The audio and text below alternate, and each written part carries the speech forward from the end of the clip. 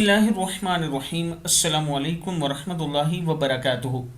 आबिद राजा channel की तरफ से आज मैं अपने दोस्तों को रसूलुल्लाह सल्लल्लाहु अलैहि व आलिहि वसल्लम का एक फरमान बताऊंगा। आप दोस्तों ने इसे गौर से सुनना है।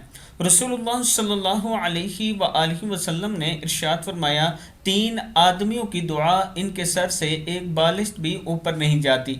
एक वो शख्स जो लोगों का इमाम बने, हालांकि लोग इसे पसंद न करते हों, यानी इसे नापसंद करते हों। वो औरत जो इस हाल में रात गुजारे कि इसका शोहर इससे नाराज़ हो। और तीसरे नंबर पर वो दो भाई जो बाहम झगड़ा करें, इब्न माजा में है, यानी जो आपस में लड़ाई झगड़ा करते हों। ये तीन लोग हैं जिनकी दुआ कबूल नहीं होती। एक वो शख्स जो इमाम बने और लोग इसको पसंद ना करें।